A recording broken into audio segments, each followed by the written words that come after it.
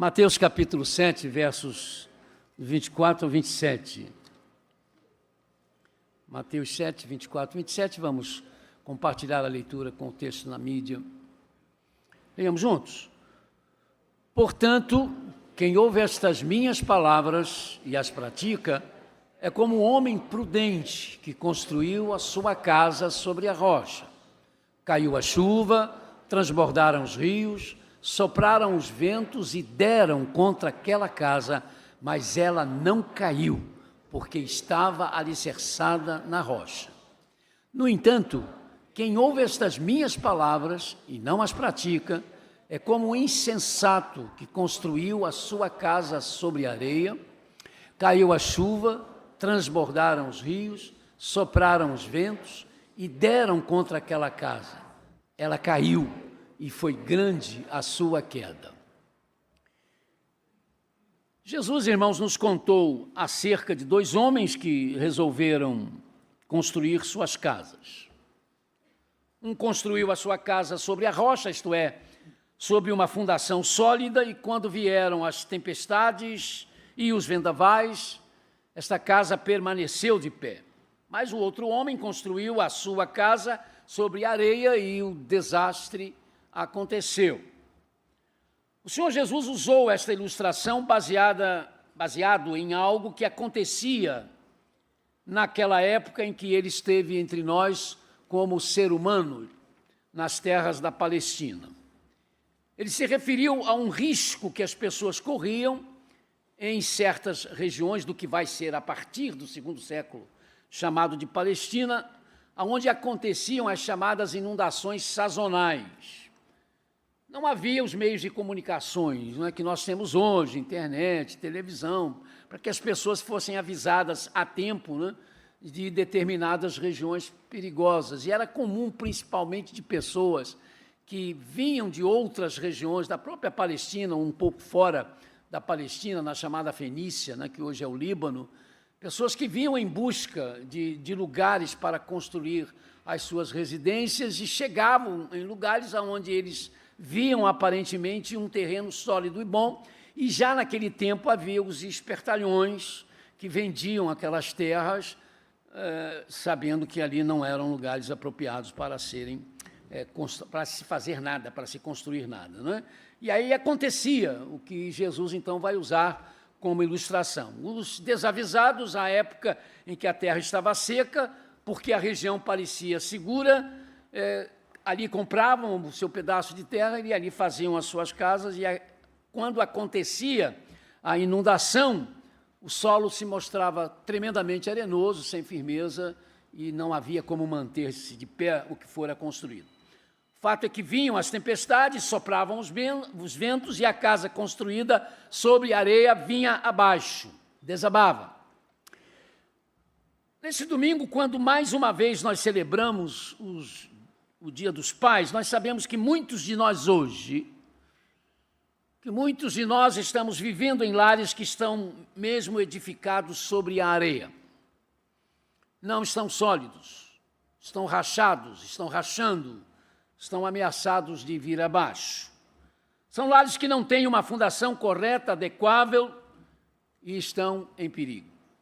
Estão em perigo porque quando as águas da tristeza chegam ou chegarem, quando as ondas violentas das tentações de Satanás avançarem, quando os vendavais das adversidades se precipitarem, quando as inundações das perseguições das filosofias antifamílias, que hoje grande parte da nossa sociedade está praticando, se tornarem notórias sobre este lar, ele não tem firmeza, porque não tem firmeza, não tem estrutura, vai desabar, quando já não estão desabando ou desabados. A construção de casas sobre areia também pode ser o se dar ouvidos às concupiscências do próprio coração, pelo não se precaver contra, por exemplo, os ventos sopradores da heresia e das falsas doutrinas aos montes, por aí.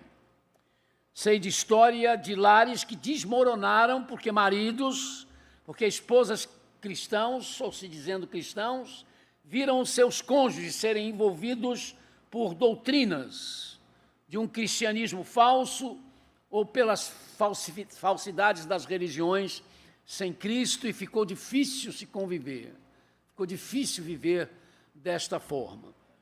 Lares também desabam porque tentaram se estabelecer sem arrependimento de pecados, que precisavam ser confessados, e aí se colocam, irmãos, se forem lares cristãos, sob a ira de Deus, sob a justiça de Deus, que tem que ensiná-los, que tem que corrigi-los. Quantas vezes nós erramos e não pedimos perdão pelos nossos erros? A igreja tem uma postura, não é, em relação ao divórcio, que tem que ser equilibrada. Primeiro, nós não podemos esquecer o que a Bíblia diz sobre o divórcio.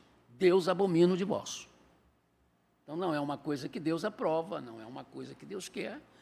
Segundo, a igreja, no entanto, entende que não pode virar as costas às pessoas que são envolvidas pela necessidade da separação. Mas a igreja não desiste de dizer, sejam quais forem os motivos do seu divórcio, houve pecado. E sempre há pecado dos dois lados, irmãos. Não há ninguém que possa dizer, fui completamente inocente. É muito difícil. E o que eu digo, às vezes, a casais que estão se recuperando e, pela graça de Deus, se recuperam, e o argumento é muito simples, não é?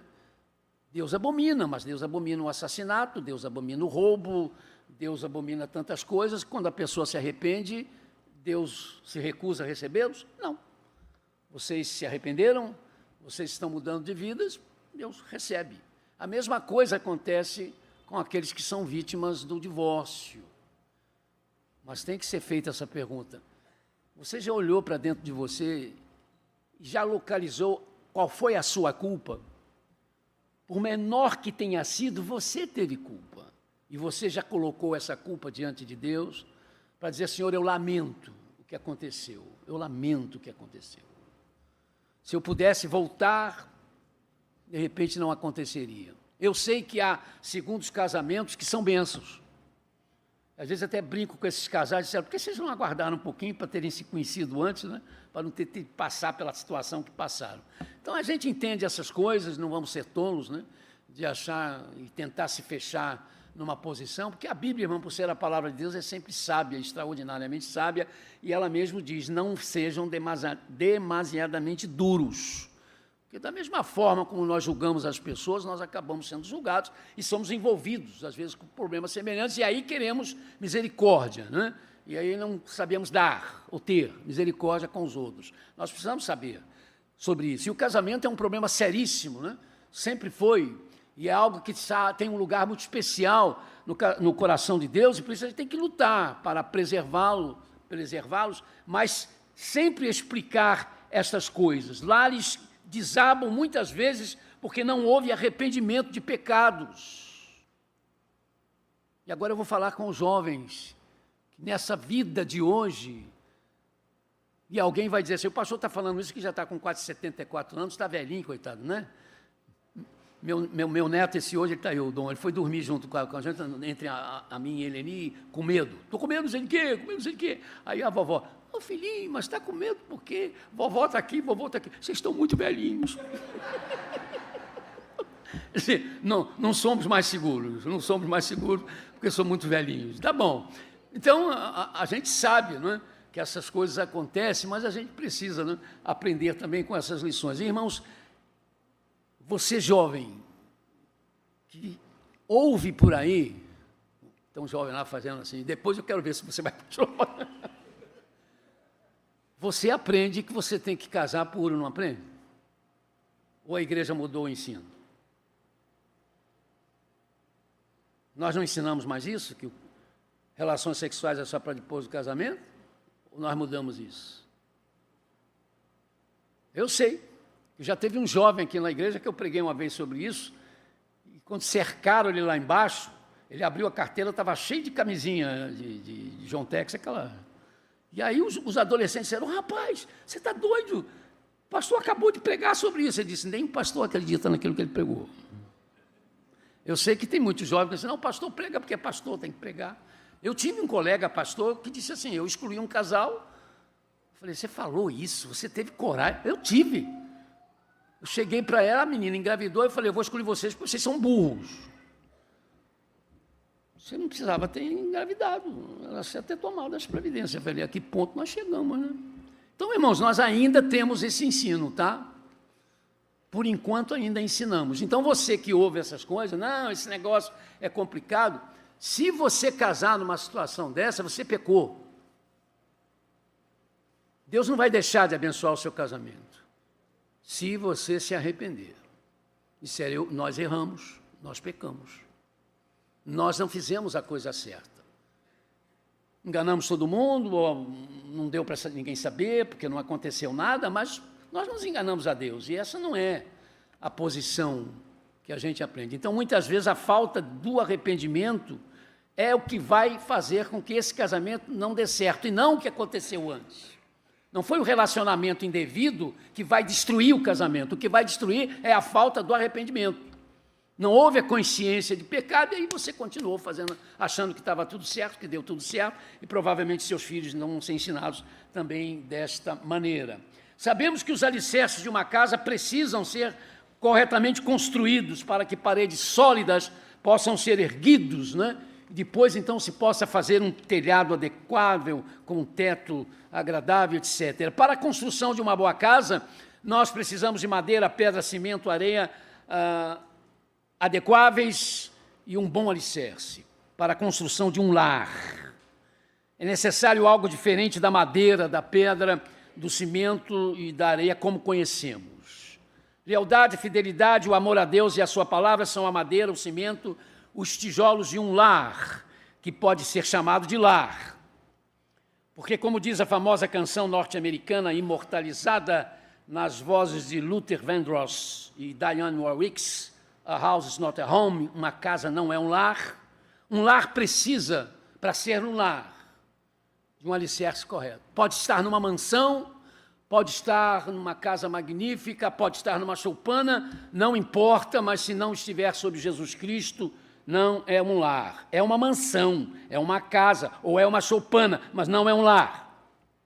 Porque um lar precisa do alicerce correto, perfeito, e este alicerce tem um nome, Jesus Cristo.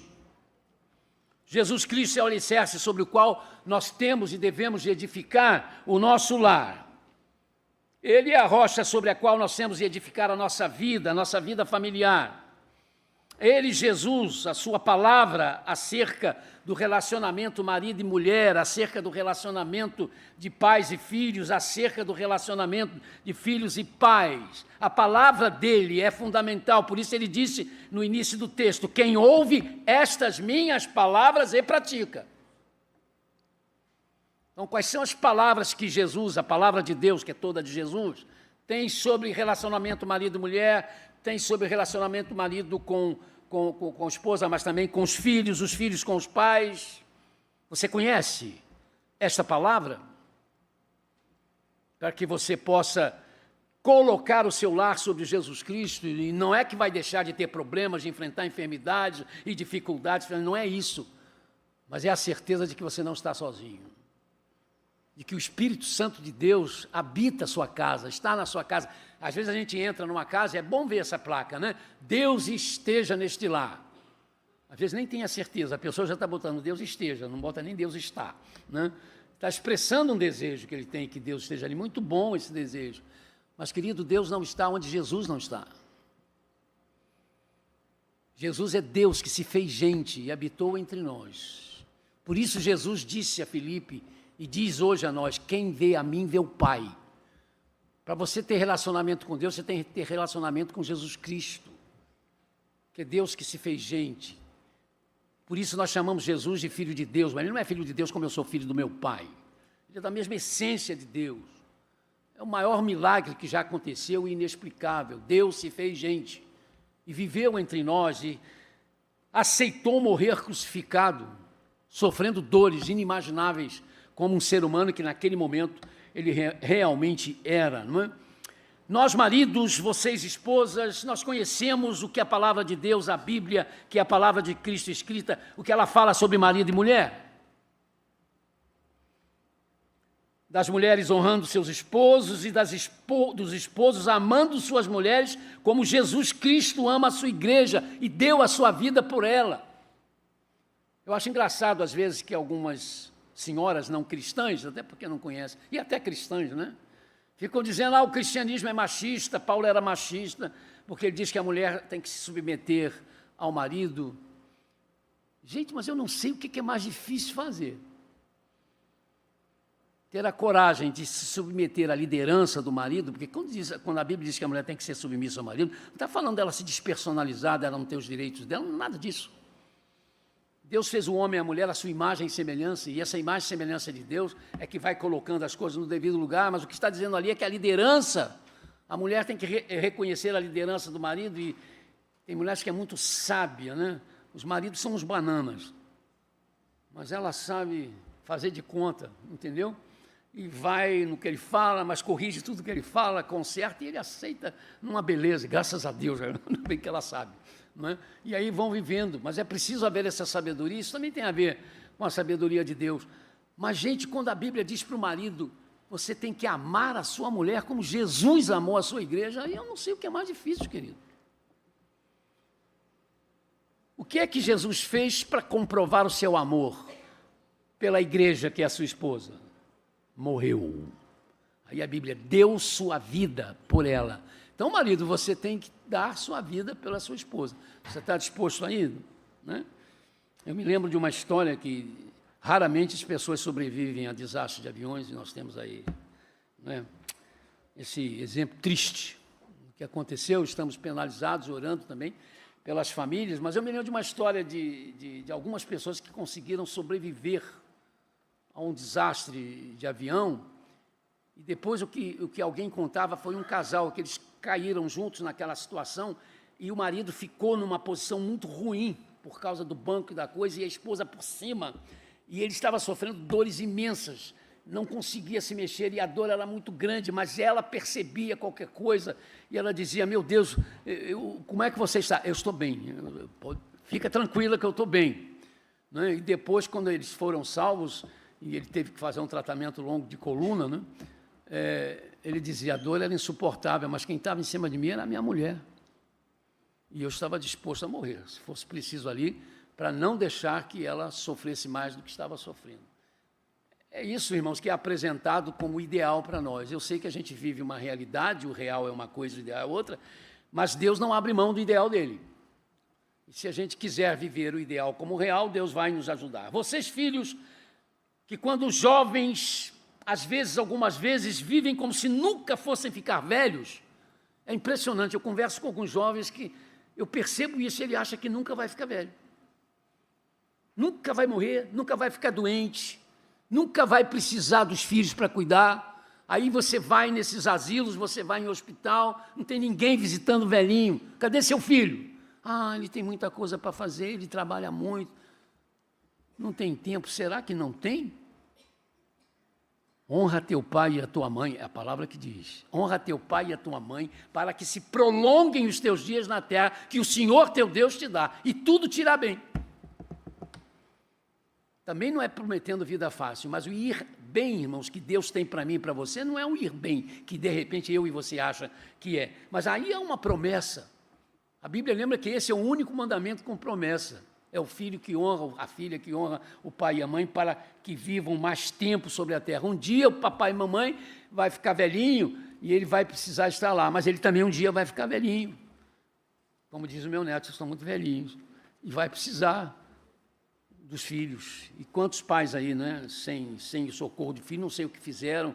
Eu sei que há situações, às vezes, que as pessoas... A Bíblia é sempre... tem saída para tudo, e tudo que você planta, você colhe, mas, de qualquer maneira, o filho cristão, por exemplo, não tem desculpa, né? Meu pai não vale nada, não presta, minha mãe não prestou, não valeu, e por isso eu quero que eles morram lá sozinhos. Não, você, como cristão, por causa de Jesus, você não pode pensar isso. Não pode mesmo. É aí que você vai cuidar deles, para que lá na cama eles possam lembrar o pai mau que foi, ou a mãe que foi, né? E a diferença que está no filho ou na filha. Sinceramente, irmãos, eu não acredito que uma família hoje consiga resistir de forma condigna os tempos atuais sem a fé em Jesus Cristo, sem sentir a realidade de Jesus Cristo no lar que dizem ter. Não falo da fé numa religião, porque a fé na religião é crendice. Não falo da fé na fé, porque a fé na fé é misticismo, um misticismo inconsequente. Eu falo da fé em Jesus Cristo, da submissão a Ele, do descanso dEle na vida e na morte. Não é o que Paulo escreve lá em Romanos? Nem a morte e nem a vida me podem separar do amor de Deus que está em quem? Em Jesus Cristo. Do amor de Deus que está em Cristo nosso Senhor. Falo então da fé que a Bíblia diz que é Jesus o autor, o consumador, o preservador, o aperfeiçoador desta fé. Pregador, filósofo e teólogo dos primeiros anos do cristianismo, a quem nós chamamos de o apóstolo São Paulo, sobre Jesus Cristo disse: conforme a graça de Deus que me foi concedida, eu, como sábio construtor, lancei o alicerce e outro está construindo sobre ele. Contudo, cada um de vocês veja o que está construindo, porque ninguém pode colocar outro alicerce além do que já está posto, que é Jesus Cristo. 1 Coríntios 3, 10 e 11.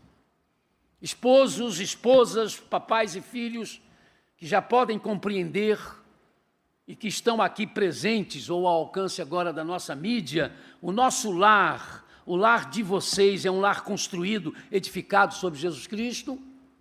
Se alguém tiver de dizer, mas o meu marido não pertence a Jesus Cristo, ou a minha esposa, ou os meus filhos, ou os meus pais não pertencem a Jesus.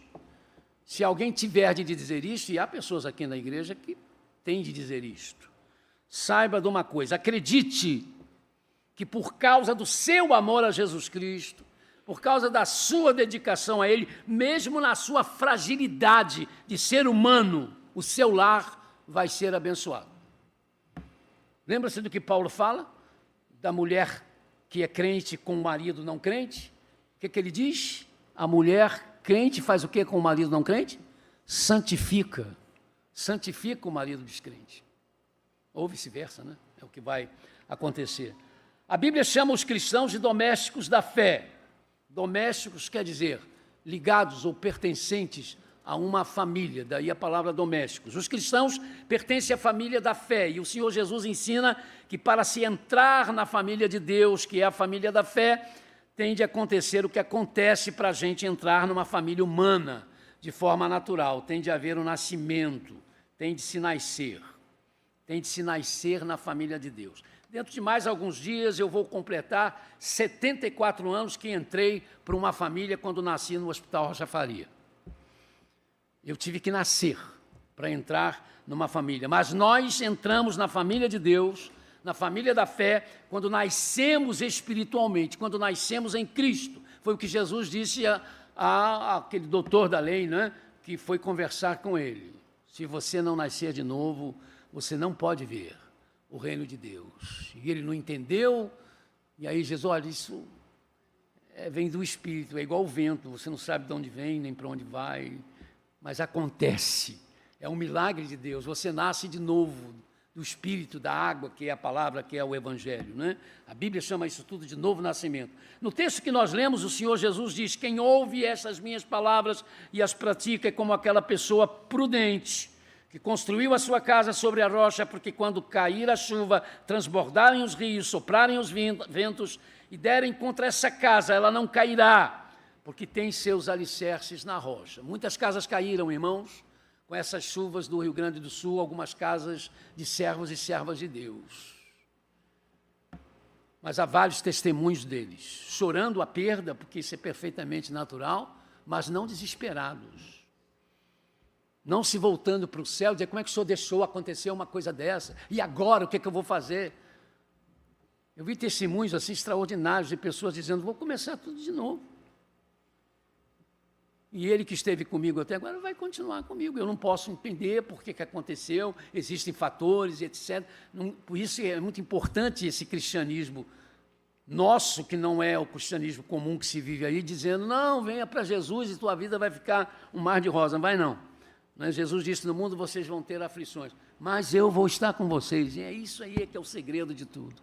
Ele, Jesus Cristo, e sempre Ele, ninguém mais, é que é a rocha sobre a qual nós devemos construir nossa vida. Quem não deseja ter um lar feliz? Quem não deseja ter uma família feliz? Quantas vezes eu ouço isso dos jovens da minha igreja? Pastor, eu sonho em ter um lar feliz. E como me dá dor no coração quando alguns deles dizem, eu quero ter um lar feliz, porque o meu lar não é um lar feliz. Meu lar não é um lar feliz. Vez por outra eu tenho diante de mim pessoas chorando ou se lamentando por causa dos seus lares infelizes, porque são lares onde as diferenças normais entre o esposo e a esposa, de repente, se tornam em diferenças grandes demais. Porque as diferenças naturais entre irmãos e irmãs se tornaram motivos de desavenças, de amarguras profundas. Não vão mais aos aniversários, não aparecem juntos no Dia das Mães, porque não se dão. São lares infelizes porque marido e mulher não se valorizam mutuamente. São lares onde não existe mais aquelas frases, por favor, me perdoe. Querido, querida, te amo. Em alguns casos, quando eu preciso conversar com alguns casais, eu pareço mais um intérprete deles, pois parece que eles estão falando línguas diferentes e eu não estou conseguindo traduzir o que eles estão dizendo. Não há lares perfeitos, mas pode haver lares felizes, e para que isto aconteça, este lar, este casamento, precisa estar sob a soberania de Deus.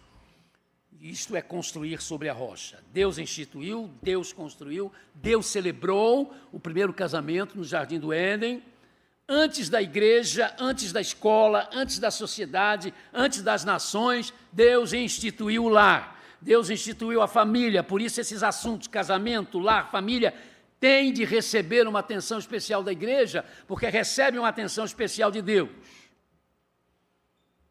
Aquilo que Deus ajuntou, não separe o homem. Não é só um aviso, não, irmãos, é uma espécie de ameaça divina, mas é. Eu sou cristão, uma cristã, e pretendo me casar. Então eu devo orar e colocar as minhas pretensões diante de Deus. Aliás, há um provérbio entre os russos, que eu não sei como está sendo lembrado nesses dias de guerra, não é, agora, entre russos e ucranianos. Mas a origem do provérbio é russo. Se você vai para uma guerra, ore uma vez. Se você vai para o mar, ore 2 vezes. Mas se você vai se casar, ore 3 vezes. Se eu me casei, se eu edifiquei um lar sem haver consultado a Deus, então eu devo colocar agora o meu casamento sob Deus, o mais depressa possível, tem tempo. E eu coloco o meu casamento, o meu lar sob a soberania de Deus, quando eu marido, quando eu mulher, quando eu pai, quando eu mãe, quando eu filho, quando eu filha, me coloco à disposição de Deus. John Wesley, organizador da obra metodista, orava, Senhor, reforma o teu mundo, a começar por mim. Então essa é a nossa oração. Senhor, conserta o meu casamento, conserta o meu lar, sara a minha família, a começar por mim. Nós temos de ter esta coragem. Quando olvidamos, irmãos, quando esquecemos os regulamentos divinos, as suas leis acerca do lar, da família, nós nos colocamos e colocamos a nossa família em grandes dificuldades. Mas quando o nosso lar busca na palavra de Deus, a orientação aparece. Evitam-se as separações, evitam-se os divórcios, evitam-se o faz de contas. Porque, infelizmente, há muita gente vivendo um faz de contas, em termos de lar, às vezes por causa dos parentes, até às vezes por causa da igreja. Acredite, querido, a igreja não é forte o suficiente para manter o seu casamento. Se não existir mais amor, se não existir aquilo que Deus quer que haja no seu casamento. Infelizmente, há muita gente vivendo esse faz de contas. Vivem um faz de contas que a gente é feliz. Faz de conta que a gente é feliz. Faz de contas que a gente vive bem.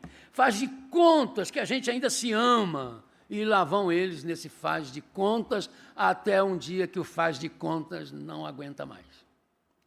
Mas sabe, Deus faz parte do meu lar quando Jesus Cristo faz parte da minha vida. Jesus Cristo faz parte da minha vida quando Ele não é tão somente um personagem da história, da religião, não é um conto da carochinha, mas quando Ele é um fato, uma realidade para mim. Quando Jesus é o que a mão é para o piano, quando Jesus é o sopro que é para a flauta, quando Jesus é aquela fragrância que é para o olfato, quando Jesus é aquela nascente para o poço, como a nascente para o poço, quando Jesus é como a flor, que é a flor para a abelha, quando Jesus é a água que é para o mar, como quando Jesus é o remédio que é para a doença e a vida que é para a morte. Quando Jesus Cristo é isto para nós, então entendemos por que é importante falar com Deus através das nossas orações, o quanto é importante deixar Deus falar a nossa vida com a sua palavra. Ontem o pastor Tiago, de Vargem Grande, de Teresópolis, trouxe a mensagem aos jovens, depois de trazer uma palestra para os meninos, os rapazes. Laís falou com as meninas, teve também uma outra pela parte da manhã. E na mensagem da noite, irmãos, eu achei muito bonito o que ele falou, e não é só bonito, tremendamente importante. Ele disse assim, quando você lê a palavra de Deus, como sendo ela a palavra de Deus lê você. Entenderam? Quando você lê a palavra de Deus como palavra de Deus, a palavra de Deus também lê você. Nós precisamos muito que Deus leia a nossa vida, leia cada um de nós. Maridos, esposas, pais e filhos, deixemos a palavra de Deus nos ler. Assim, às vezes, algumas vezes e até muitas vezes, nós vamos ficar envergonhados ao saber que a palavra de Deus está nos lendo, mas vale a pena. É verdade, não há lares perfeitos, mas pode haver lares felizes, e para que isto aconteça, esse casamento precisa estar sob a rocha do amor. Os bons pais sempre se preocupam em dar o melhor que podem, para os seus filhos e às vezes até o que não podem. Conheço pais e mães frustrados porque as condições financeiras que possuem não lhes permitem dar o que desejariam dar aos seus filhos. Conheço pais e mães em sérias dificuldades porque deram aos seus filhos o que não podiam dar. Acreditemos, o melhor presente que um pai pode dar aos seus filhos é amar a mãe deles. O melhor presente que uma mãe pode dar aos seus filhos é amar o pai deles. Queridos, Jesus é a rocha sobre a qual devemos construir o nosso lar, porque Jesus Cristo, o nosso relacionamento com Jesus Cristo é um relacionamento de amor. Quantas vezes os irmãos já me ouviram falar isso? A vida que você tem que viver, não porque a igreja exige, porque nós temos leis e regras na igreja, nem temos, nem devemos ter. O que nós temos é o amor de Cristo nos constrange, o amor de Cristo nos convence. Eu quero ser o que eu sou por causa de Jesus. Eu quero ter certeza que Ele está feliz comigo. Isso é o mínimo que eu posso fazer, porque nada pode pagar o que Ele fez por mim, que foi morrer na cruz do Calvário para me garantir a minha salvação eterna. No amor de Jesus Cristo para conosco, o nosso amor para com Jesus, ainda que imperfeito, vai nos fazer encontrar as fontes da onde vão brotar as águas do amor entre marido e mulher, que muitas vezes já acabou. Casaram-se apaixonados e a paixão nem sempre é amor de verdade, A paixão acaba. E tem muita gente aí precisando restaurar esse amor. A Bíblia tem sempre recados muito sérios. Tem maridos aí que já estão com uma certa idade, mas vivem de olho na mulher dos outros, E quando casam ou quando querem se separar, já querem pegar mais novinhas. Sempre as mais novas, De vez em quando a gente ouve umas histórias aí. O que a Bíblia fala, maridão, sobre a mulher? Viva os teus dias com a mulher da tua mocidade, com a mulher da tua juventude. Ela é a tua mulher. Ela é a tua mulher. Mas quantos aí, pior que às vezes dentro da igreja, esquecem esses preceitos.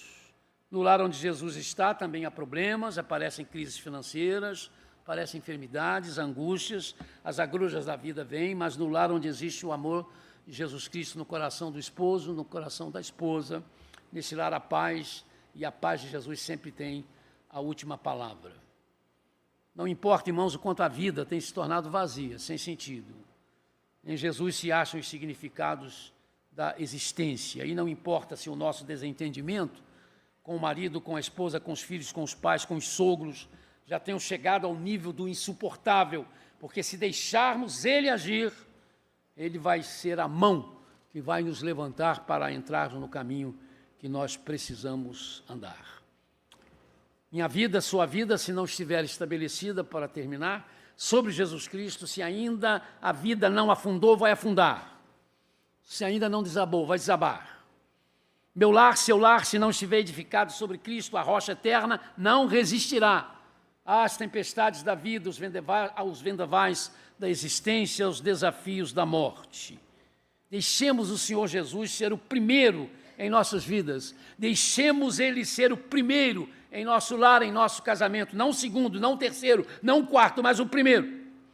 É como diz uma canção cristã composta pelo maestro Jade Dornelles Santos. Se Ele não for o primeiro em seu coração, então já não é mais nada, não passa de uma ilusão. Mas se Ele for o primeiro, o seu companheiro, motivo do seu existir, você vai viver, você vai sorrir, você vai vencer. Não nos desviemos de Jesus Cristo, como marido, como esposa, como pais, como filhos, e que Deus tenha misericórdia de nós. Amém.